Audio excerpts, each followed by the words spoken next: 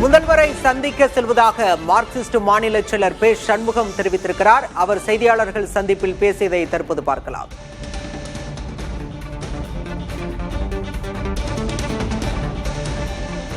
என்பது எங்களுக்கு இருக்கிறது.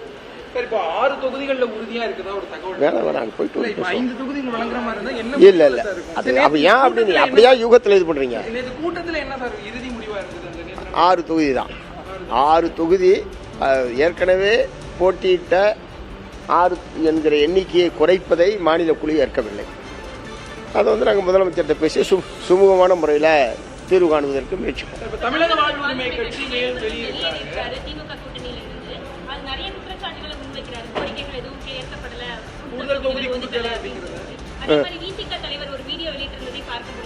இல்ல நிறைய கட்சிகள் இருக்கிற போது ஒவ்வொரு கட்சியும் அவர்களுடைய பலத்திற்கேற்ப கூடுதல் தொகுதிகள் கேட்பது என்பது தவிர்க்க முடியாத ஒன்று. நிச்சயமாக திராவிட முன்னேற்ற கழகம் ஒரு நீண்ட பாரம்பரியமும் இது போன்ற ஏராளமான தேர்தல்கள் பேச்சுவார்த்தையை சந்தித்திருக்கிற கட்சி என்கிற முறையில் இந்த தொகுதி உடன்பாட்டை சிறப்பாகவும் வெற்றிகரமாகவும் நிறைவு செய்யும் என்று நான் நம்புறேன். விவரங்களோடு செய்தியாளர் ரமேஷ் இணைந்திருக்கிறார். ரமேஷ், தற்போது முதலமைச்சரை சந்திக்க சிபிஎம் மாநில குழு அங்கு வந்திருக்கு. இந்த சந்திப்பு எவ்வளவு நேரம் நடைபெற வாய்ப்பு இருக்கு? 6 தொகுதிகளையாவது கேட்டு பெற முடிவு செய்திருப்பதா சண்முகம் தெரிவித்திருக்கிறாரு. அறிவாலய வட்டாரங்கள் என்ன சொல்லுது?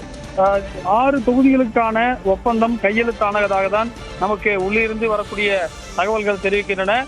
தற்போது வேல்முருகன் வெளியேறி இருக்கக்கூடிய நிலையில் ஒரு இடம் திமுகவிற்கு கிடைத்திருப்பதால் அந்த ஒரு இடத்தை சிபிஎம்முக்கு கொடுக்க திட்டமிட்டிருப்பதாக தெரிகிறது. 2021 சட்டமன்ற தேர்தலில் திருப்பரங்குன்றம், கந்தர்வக்கோட்டை, கோவில்பட்டி, திண்டுக்கல், அரூர் தனி தொகுதி, கீழ்வேலூர் என 6 தொகுதிகளில் போட்டியிட்ட மார்க்சிஸ்ட் கம்யூனிஸ்ட் கட்சி 2 இடங்களில் மட்டுமே வெற்றி பெற்றது. அதாவது கந்தர்வக்கோட்டையும் கீழ்வேலூர் ஆகிய 2 தொகுதியில் மட்டுமே வெற்றி பெற்றது. எனவே இந்த முறை அவர்கள் 6 இடங்களை மீண்டும் கேட்கிறார்கள். எனவே அவர்களுக்கு 6 இடம் நேற்றைக்கு கிட்டத்தட்ட பல மணி நேரம் நடைபெற்ற அவர்களுடைய உட்கட்சி கூட்டத்தில் பல்வேறு முடிவுகள் எடுக்கப்பட்டக்கூடிய நிலையில் 6 இடத்திற்கு தற்போது திமுக ஒப்புக்கொண்டிருக்கிறது. முதலமைச்சருடன் ஒப்பந்தம் கையெழுத்தாகி இருக்கிறது. இந்த ஒப்பந்தத்தில் முதலமைச்சர் ஸ்டாலினும் அதே போல சிபிஎம் செயலாளர் சண்முகமும் கையெழுத்திட்டிருக்கிறார்கள். இன்னும் சிறிது நேரத்தில் அவர்கள் வெளியில் வந்து செய்தியாளர்களை சந்திக்க இருக்கிறார்கள்.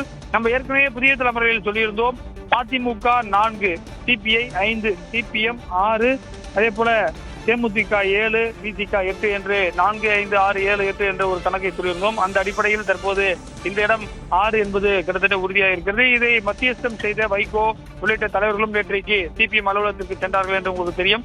இந்த நிலையில் தான் இந்த 6 உத்தேச பட்டியலை ஏற்கனவே வெற்றி பெற்ற இடங்களை அவர்கள் கொடுத்திருப்பதாக தெரிகிறது. கந்தர்வக்கோட்டையும் கீழ்வேலூர் அவர் ஏற்கனவே போட்டியிட்ட 2 தொகுதியிலும் அவர்கள் உத்தேச பட்டியலில் கொடுத்திருக்கிறார்கள். மேலும் அவர்கள் சென்னையில் ஒரு தொகுதியை கேட்கிறார்கள். குறிப்பாக மாதவரம் அல்லது பார்த்தீர்கள் என்று சொன்னால் மதுரவாயில், பெரம்பூர் போன்ற தொகுதிகளிலும் அவர்கள் கவனம் செலுத்துகிறார்கள். சென்னை என்பது திமுகவின் கோட்டையாக இருக்கக்கூடிய நிலையில் எங்களுக்கு கடந்த முறை வெற்றி பெற்ற இடங்களில் எங்களுக்கு ஒரு இடத்தை மதுரவாய் அல்லது பெரம்பூரை கொடுங்கள் என்றும் கேட்கிறார்கள். இந்த ஒப்பந்தம் 6 இடங்கள் ஒப்பந்தம் கையெழுத்தாகி இன்னும் சிறிது நேரத்தில் அவர்கள் செய்தியாளர்களை சந்திக்க இருக்கிறார்கள். கடந்த முறை கந்தர்வக்கோட்டை, கீழ்வேலூர் 2 தனி தொகுதிகளில் மட்டுமே வெற்றி பெற்றார்கள். அரூர் உள்ளிட்ட தொகுதிகளில் அவர்களால் வெற்றி பெற முடியவில்லை. திருப்பரங்குன்றத்திலும் வெற்றி பெற முடியவில்லை. அதிமுக வெற்றி பெற்றது. எனவே இவர்களுடைய ஸ்ட்ரைக்கிங் ரேட் குறைவாக இருக்கிறது என்பதுதான் திமுகவுடைய குற்றச்சாட்டாக இருக்கிறது. இடங்களை கொடுத்தால் அதில் எதிர்க்கட்சிகள் வெற்றி பெற்று வருகிறார்கள் என்பதைதான் அவர்கள் சொல்கிறார்கள். எனவே இந்த அடிப்படையில் தற்போது இந்த பேச்சுவார்த்தை என்பது நடைபெற்று வருகிறது. ஒரு காலத்தில் அதிக இடங்களில் வெற்றி பெற்ற சிபிஎம் கட்சி தற்போது அதனுடைய சட்டமன்றத்தில் அவர்களுடைய பங்களிப்பு என்பது நாளுக்கு நாள் குறைந்து கொண்டே வருவதையும் நம்மால் பார்க்க முடிகிறது.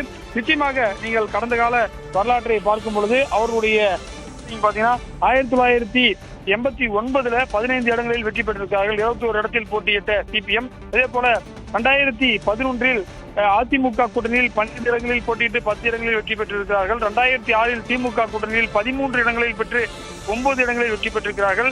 இது போன்று இரட்டை இலக்க எண்ணிக்கையில் இருந்த சிபிஎம் கட்சி தற்போது குறைந்துவிட்டது. உதாரணமாக சொல்ல வேண்டும் என்று சொன்னால் 2016 சிபிஎம் இல்லாத ஒரு சட்டமன்றமாகவே இருந்தது. 25 இடங்களில் போட்டியிட்டு மக்கள் நல கூட்டணியில் அவர்கள் ஒரு இடத்தில் கூட வெற்றி பெற முடியவில்லை. எனவே கடந்த காலங்களில் 40 இடங்களில் கூட அவர்கள் போட்டியிட்டிருக்கிறார்கள். 1996 40 இடங்களில் போட்டியிட்டிருக்கிறார்கள். இது போன்று கிட்டத்தட்ட சுதந்திரத்திற்கு பிறகு பல ஆண்டுகள் உள்ள ஒரு தேசிய கட்சியாக தான் இருக்கிறது. 1967 22 இடங்களில் போட்டியிட்டு 11 இடங்களில் வெற்றி பெற்ற கட்சி தான் சிபிஎம். அதுக்கு பிறகு 1980 11 இடங்கள் வெற்றி பெற்றது. 77 12 இடங்கள் வெற்றி பெற்றிருக்கிறது. இது போன்று அதிகபட்சமாக 89 15 இடங்களில் வெற்றி பெற்ற சிபிஎம் அதிகபட்சமாக கடந்த ரமேஷ், கூடுதல் தொகுதிகள் வேண்டும், இரட்டை இலக்கத்தில் தொகுதிகளை ஒதுக்க வேண்டும் விடாப்பிடியா இருந்த சிபிஎம் தற்போது இறங்கி வந்திருக்கக்கூடிய பின்னணி என்னவா இருக்கு? நிச்சயமாக ஒரு ஹார்ட் பார்கெனிங் தான். அதாவது திமுகவை பொறுத்தவரை என்ன சொல்றாங்கன்னா, நாங்க இந்த முறை எங்களுக்கான எலெக்ஷன் உங்களுக்கு எம்பி சீட்ல 2 இடம் கொடுத்துட்டோம். நீங்க ஒரு தேசிய கட்சி, நீங்க பார்லிமெண்ட்ல தான் உங்களுக்கு முக்கியத்துவம் இருக்கணும். எனவே உங்களுக்கு கடந்த முறை மதுரை நாடாளுமன்ற தொகுதியும் கொடுத்திருக்கிறோம். அதே போல டெல்டா மாவட்டத்தை ஒன்று கொடுத்திருக்கிறோம். எனவே இந்த முறை எங்களுக்கு நீங்கள் ஒத்துழைப்பு கொடுங்கள் என்று அவர்கள் கேட்டிருக்கிறார்கள். எனவே அவர்களுக்கு எம்பி சீட் 2 கொடுக்கப்பட்டிருப்பதால் அவர்கள் இந்த ஒரு மாற்று ஏற்பாடை செய்திருப்பதாக தெரிகிறது. எனவே இந்த பேச்சுவார்த்தையில் தற்போது உடன்பாடு ஏற்பட்டு அவர்கள் வந்திருக்கிறார்கள். 6 இடங்கள் அவர்களுக்கு விருப்பமான தொகுதிகளுடைய பட்டியலையும் கொடுத்திருக்கிறார்கள். திமுகவில் அடுத்த கட்ட ஒரு முக்கியமான ஒரு வினோதமான அரசியல் நிகழ்வு என்னென்று சொன்னால், அதாவது அந்த ஐடென்டிபிகேஷன் சீட்ஸ் ரொம்ப காம்படிஷன் அதிகமா இருக்கும் சொல்லப்படுகிறது. தமிழ்நாட்டில் குறிப்பாக நாமினேஷன் டேட் இந்த மாதம் 30ஆம் தேதி தொடங்குகிறது. அரசு விடுமுறை அதிகமாக வருவது, புனித வெள்ளி உள்ளிட்ட நாட்கள்லாம் வருவதால் 3 நாட்கள் மட்டுமே பாத்தீங்கன்னா நாமினேஷன் செய்யக்கூடிய ஒரு வாய்ப்பு இருக்கிறது. எனவே இந்த கட்சிகளுக்கெல்லாம் இடங்களை கண்டறிந்து அவர்கள் தொகுதிகளை அடையாளம் கண்டு அவர்களுக்கு ஒதுக்க வேண்டிய ஒரு சூழல் இருப்பது. எனவே இந்த பேச்சுவார்த்தை தற்போது உறுதி செய்யப்பட்டு 6 இடங்கள் என்ற ஒரு எண்ணிக்கைக்கு தற்போது வந்திருக்கிறார்கள். சிபிஎம் கட்சி தற்போது கையெழுத்திற்கு வந்திருக்கிறார்கள். இந்த ஏற்கனவே சிபிஐ கட்சி என்ன சொல்லியிருந்தார்கள் என்று சொன்னால், சிபிஎம்முக்கும் எங்களை போன்றே ஒதுக்க வேண்டும் என்று சொல்லியிருந்தார்கள். ஆனால் சிபிஎம் தற்போது போராடி ஒரு இடத்தை கூடுதலாக சிபிஐ விட பெற்றிருக்கிறார்கள். ஆனால் சிபிஐ கையெழுத்திடும் போது என்ன சொன்னார்கள் என்று சொன்னால், எங்களுடைய மற்றொரு கூட்டணி கட்சியாக இருக்கக்கூடிய சிபிஎம்முக்கும் 5 இடங்களை தான் நீங்கள் கொடுக்க வேண்டும் என்று சொன்னார்கள். ஆனால் அவர்களுடைய தொடர் போராட்டத்திற்கு தற்போது வெற்றி பெற்றிருக்கிறது. தோழர்கள் ஒரு இடத்தை கூடுதலாக பெற்றிருப்பதாக தான் அறிவாலய வட்டாரர்கள் தெரிவிக்கிறார்கள். 6 இடங்களுக்கான ஒப்பந்தம் கையெழுத்தாகி அவர்கள் செய்தியாளர்களை சந்திக்க இருக்கிறார்கள். அது மட்டும் இல்லாமல் உத்தியாச பட்டியலையும் ஒன்றை தயார் செய்து கொடுத்திருக்கிறார்கள். அவர்கள் இந்த ஏற்கனவே நம்ம புதிய தலைமுறையில் சொல்லியிருந்தோம், 4, 5, 6, 7, 8 என்ற எண்ணிக்கையில் தான் முக்கியமான கட்சிகளுக்கான ஒப்பந்தம் இருக்கும் என்று சொல்லியிருந்தோம். அந்த அடிப்படையில் மதிமுக 4, 5 சிபிஐ, சிபிஎம் 6, தேமுதிக 7, விசிக 8 அல்லது 7 என்று சொல்லப்படுகிறது. இது போன்றுதான் அந்த ஏறு வரிசையில் கூட்டணி கட்சிகளுக்கான கடந்த முறை 6, 6 என்று 4 கட்சிகளுக்கும் கொடுத்தார்கள். விசிக 6, சிபிஎம் 6, சிபிஐ 6, மதிமுக 6 என்று கொடுத்தார்கள். இந்த முறை தேமுதிக உள்ளே வந்த காரணத்தால் பல மாற்றங்கள் நிகழ்ந்திருக்கின்றன. குறிப்பாக தமிழக வாழ்வுரிமை கட்சி வெளியேறிவிட்டது. இன்னமும் அன்சாரி, அதே போல தனியரசு உள்ளிட்ட அந்த 3 அணி இருக்கிறார்கள். கருணாஸ், அந்த 3 தனித்தனி தொகுதிகள் கேட்கிறார்கள். ஒரு தொகுதி. அவர்களுக்கு என்ன நிலைப்பாடு என்றும் இன்னும் திமுகவில் தெரியவில்லை. ஏனென்றால் திமுகவில் உடைய வேட்பாளர் பட்டியல் வரக்கூடிய 25, 26க்குள் வெளியிட திட்டமிட்டிருக்கிறார்கள். அதற்குள் இந்த பணிகளை முடிக்க வேண்டும் என்பதற்காக தான் இன்றைக்கு ஞாயிற்றுக்கிழமை என்று சொன்னாலும் கூட விடுமுறை நாளிலும் இன்றைக்கு அவசரமாக இந்த பேச்சுவார்த்தை என்பது நடைபெற்று ஒப்பந்தம் கையெழுத்தாயிருக்கிறது. பாலா, ரமேஷ், தொகுதி உடன்பாடு இன்றே முடிவுக்கு வர வாய்ப்பு இருக்கா? என்ன சொல்றாங்க அறிவாலய வட்டாரம்? கையெழுத்து ஆகிவிட்டது. அதாவது நமக்கு உள்ளே இருந்து வரக்கூடிய தகவல்கள் வழக்கமாக இந்த மாதிரி கூட்டணி பேச்சுவார்த்தைக்கு வந்தாங்கன்னா 2 ரூம் இருக்கு. ஒன்னு லெப்ட்ல போனாங்கன்னா பேச்சுவார்த்தைக்கு இருக்கிற டீமுக்கு போறாங்க, ரைட்ல சிஎம் இருக்கிற ரூமுக்கு போனாங்கன்னா ஒப்பந்தம் கையெழுத்து ஆகிறதுக்கு போறாங்கன்னு சொல்லுவாங்க. அந்த அடிப்படையில் தான் தற்போது முதலமைச்சர் இருக்கக்கூடிய அறைக்கு சிபிஎம் குழுவினர் சென்றிருப்பதால் ஒப்பந்தம் கையெழுத்தாகிவிட்டது. இதற்கான பிரேக்கிங்கிலும் குறிப்பாக கலைஞர் செய்திகள் தொலைக்காட்சியில் முதலில் வெளியிடுவார்கள். அதில் தற்போது வெளியாகி இருக்கிறது. எனவே சிபிஎம் உடைய வித்தியாச பட்டியலோடு வந்திருக்கிறார்கள். ஆனால் அவரை வரவேற்பதற்கு ஏற்கனவே பாத்தீங்கன்னா ஏவாவேலு அந்த பேச்சுவார்த்தை கூடியவர் வரவேற்று அழைத்து சென்றால், குறிப்பாக பூச்சி முருகன் உள்ளிட்டோரெல்லாம் அவரை அழைத்து சென்றார்கள். அதாவது கூட்டணியில் ஒரு இணக்கமான சூழல் இருக்கும் பட்சத்தில் தான் இது போன்று அழைத்து செல்வார்கள். அது மட்டும் இல்லாமல் தற்போது சிபிஎம் கட்சி அவர்களுடைய நேற்றைக்கு நடந்த ஒரு நீண்ட விவாதத்தில் 6 என்ற எண்ணிக்கையை அவர்கள் ஒத்துக்கொண்டிருக்கிறார்கள்.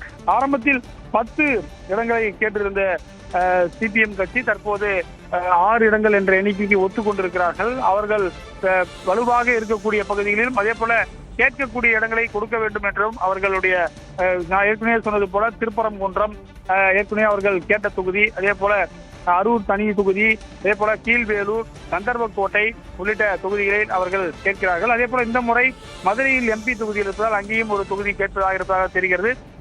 எனவே அவர்களுக்கான தொகுதிகள் என்ன என்பது குறித்த ஓரிரு நாட்களில் தெரிய வரும்.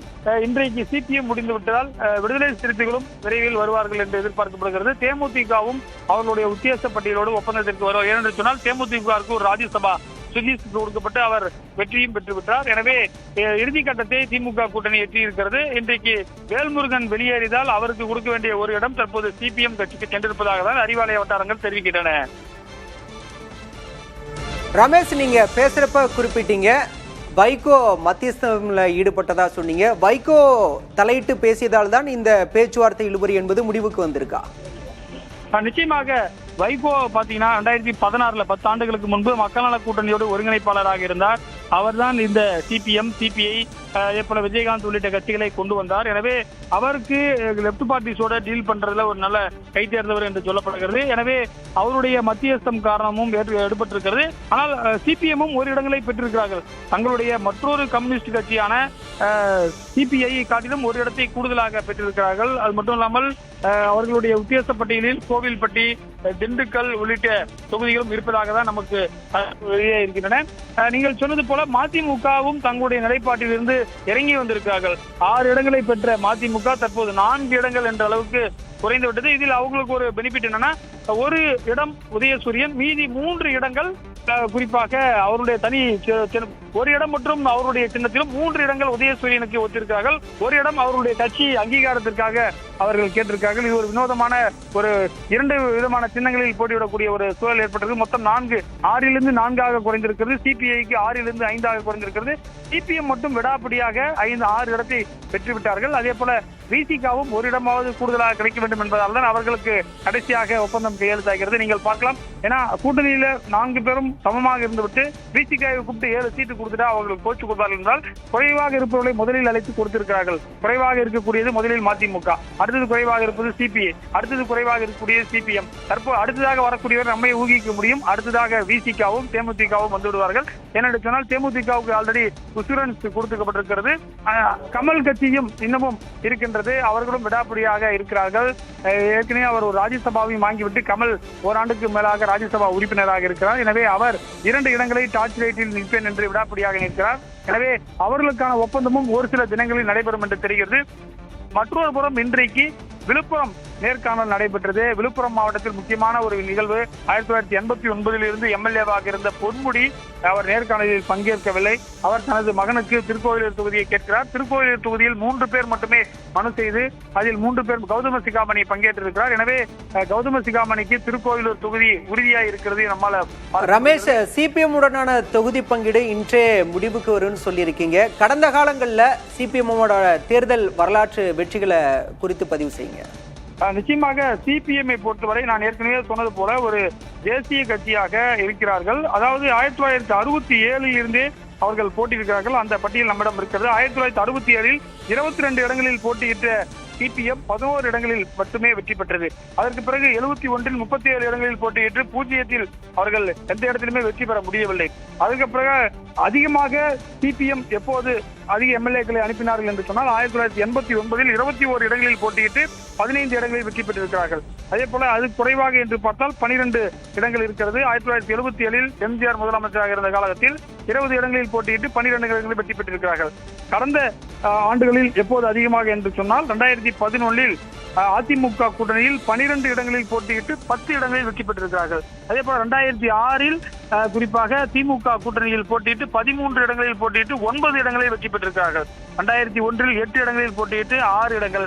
ஆனால் 2016 மக்கள் நல கூட்டணியில் 25 இடங்களை பெற்று 0 என்று ஒரு இடத்தில் கூட வெற்றி பெற முடியாத ஒரு சூழல் ஏற்பட்டது. அதற்கு பிறகுதான் 2021 6 இடங்களில் போட்டியிட்டு 2 இடங்கள், அதாவது இவர்களுடைய ஸ்ட்ரைக்கிங் ரேட், அதாவது வெற்றி பெறக்கூடிய சதவீதம் குறைவாக இருக்கிறது. 6 சீட்டு கொடுத்தா அதுல 2 தான் வின் பண்றாங்க. அந்த 4 யாரெல்லாம் வின் பண்ணிருக்காங்க பாத்தீங்கன்னா எதிர்கட்சியில் வின் பண்ணிருக்காங்க. குறிப்பாக திண்டுக்கல் கொடுத்தார்கள்.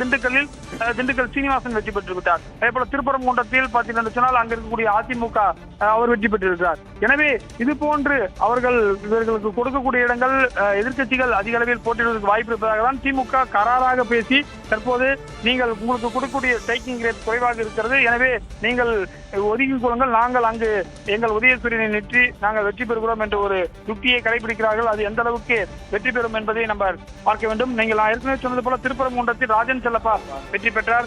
அரூர் தொகுதியில் ஏடிஎம்கே சம்பத்குமார் வெற்றி பெற்று விட்டார். எனவே இந்த முறை அவரவர்கள் அந்தந்த தொகுதியில் இருக்கக்கூடிய திமுகவினர் இது போன்ற கூட்டணி கட்சிகளுக்கு நீங்கள் அதிகமாக கொடுப்பதால் அங்கே திமுக இவ்வளவு வேலை செய்தும் எங்களால் வெற்றி பெற முடியவில்லை, எனவே அதிகமாக கூட்டணி கட்சிகள் கொடுக்காதீர்கள் என்று நேர்காணலில் ஒருபுறம் திமுகவினர் புலம்புகிறார்கள். எனவே இது போன்ற முக்கியமான ஒரு காலகட்டத்தில் 6 இடங்களுக்கு தற்போது திமுக தலைமை ஒத்துக்கொண்டிருக்கிறது. இந்த 6 இடங்களுக்கான உத்தேச பட்டியலும் அவர்கள் கொடுத்திருக்கிறார்கள். மதுரவாயிலில் ஏற்கனவே பீமாராவ் போட்டியிட்டு வெற்றி பெற்றார். பெரம்பூரில் சவுந்தரராஜன் 2011 வெற்றி பெற்றார். எனவே பெரம்பூரை கொடுங்கள் என்று கேட்கிறார். ஒருவேளை பெரம்பூரில் நின்றால் பெரம்பூரில் விஜயை எதிர்த்து சிபிஎம் களம் காணக்கூடிய ஒரு சூழல் ஏற்படும். குறிப்பாக வடசென்னையில் தொழிலாளர்கள் நிறைந்த பகுதி என்பதால் அவர்கள் அதை குறிவைத்து கேட்கிறார்கள். எனவே பெரம்பூர் இந்த முறை சிபிஎம்முக்கு சென்றாலும் செல்வதற்கு வாய்ப்புகள் இருக்கிறது.